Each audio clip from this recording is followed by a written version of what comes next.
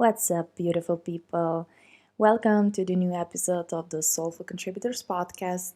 I'm your host, Taya Karner, and today we are gonna talk about truly and deeply becoming a soulful contributors.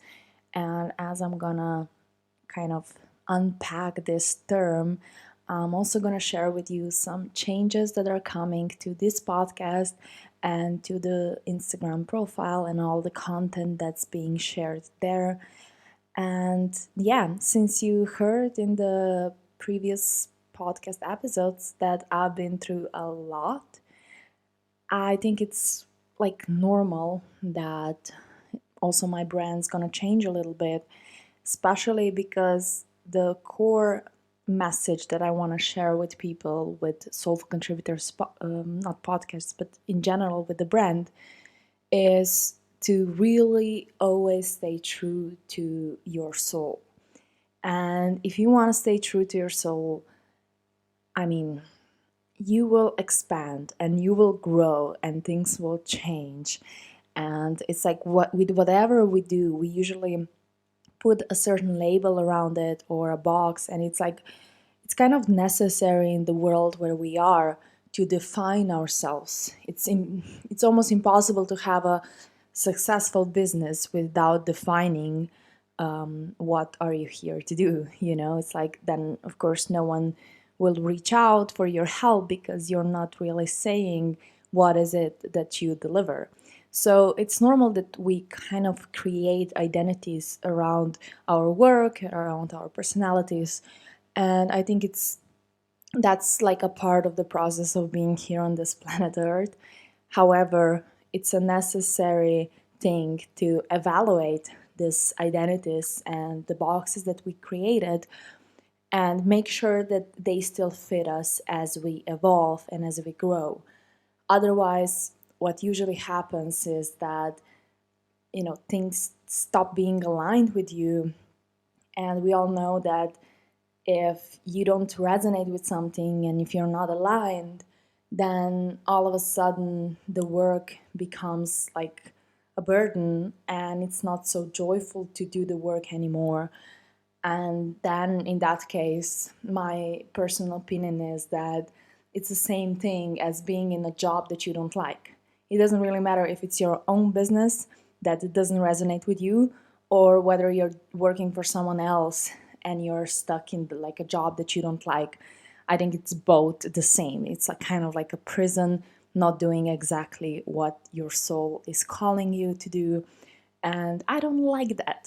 So I've been really, I would say, preparing myself for the changes that are about to happen, basically for a whole year. And it's probably the first time that I didn't rush into changes. I'm usually a very, I don't know how to say it, but like I like to follow my impulse. And it's like when I feel like something is the right thing to do, I just think that it has to be done that very second. And what often happens when you just go for it without giving it a certain thought or without preparing the baseline or the background for it to grow is it's kind of like you don't think it through, and then it's not exactly aligned, or usually it's like you're not really prepared for that step yet. So I had a lot of experience in putting myself in situations where I felt like, whoops, I wasn't really ready for that. I grew a lot from that, but I don't think I'm so into doing this anymore. So yeah, the whole concept that I'm about to share with you have been grown within my head for the past at least 6 months. And yeah, here it is. So, as I started with the Soulful Contributors as a brand, my idea was that I want to help people to become or to be really connected with their souls so that they can share their gifts in the highest potential possible. And I still strive to do so. It's still like something that I'm deeply passionate about. I really believe that we all have a certain purpose that we came here to deliver, or that we came here to experience. As you probably heard in the previous episode, I don't think that purpose is something tangible that you can touch or that you can identify. It's usually just, you know, living whatever feels joyful, and that's your purpose. You will contribute it enough just by doing that.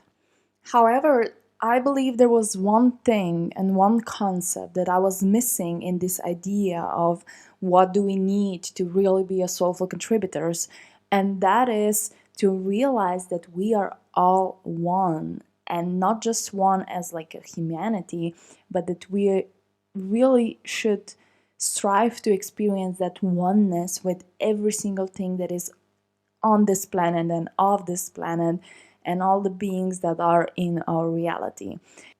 Like, I would say that since I got my dog, which is October last year, and I've really been in nature twice a day, most of the days, and I spent like quality time with different beings and creatures and plants and mushrooms or anything that I found in the forest, or just being around nature in the hills and the mountains and the river, and really being present with everything that is around us, I started to see life so differently.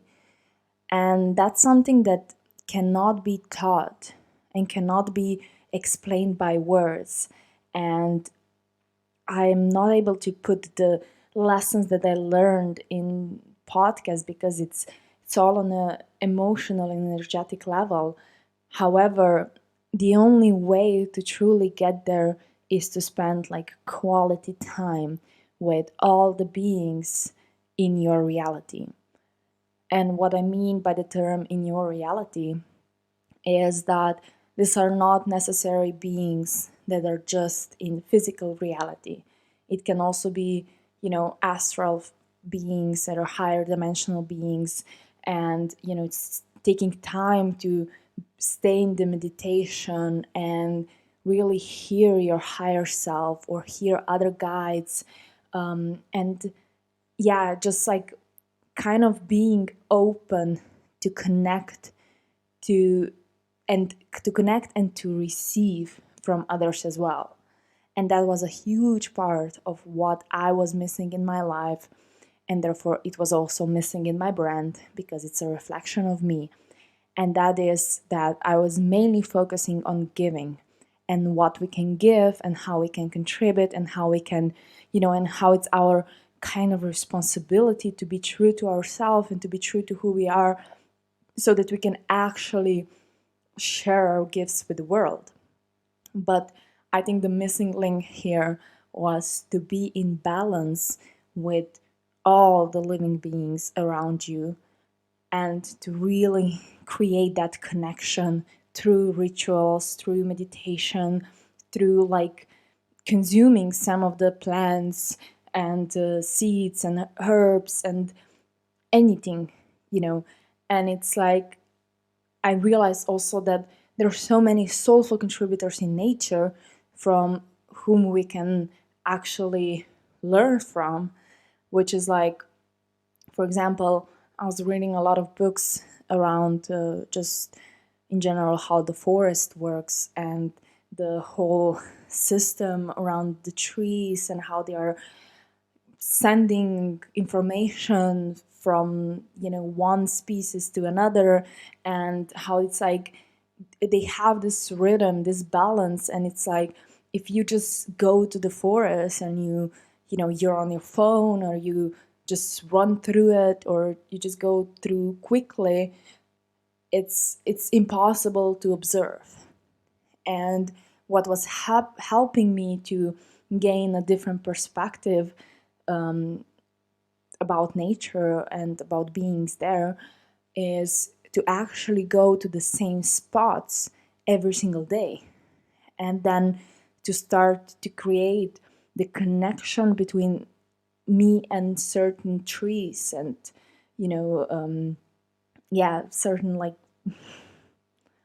I cannot say animals because since I have a dog with me, all the animals are running away from me. But just like with people, it's like if you want to have a strong connection with someone, you gotta spend some time together. And while spending time together, you create this energetic cords between you, and all of a sudden it starts like the energy keeps on flowing between you all the time, and you can read each other's minds, and it's just like you know each other, and you know the energy of the person, and you know when something is wrong or they're feeling a certain emotion. You can feel it like much easier than you can feel emotions from strangers. And it's the same with nature. Like you can pick a tree and keep coming back to the same tree, and then you will create a connection with them, I mean with the tree, and all of a sudden you start feeling how this tree feels, and you start getting something back, and you start feeling the emotions, and the thoughts coming in, and the feelings. And if you hug a tree every single day, you'll see that that hug is actually always different. But in order for you to observe that, you have to be really, really present. And that's a part of meditation as well.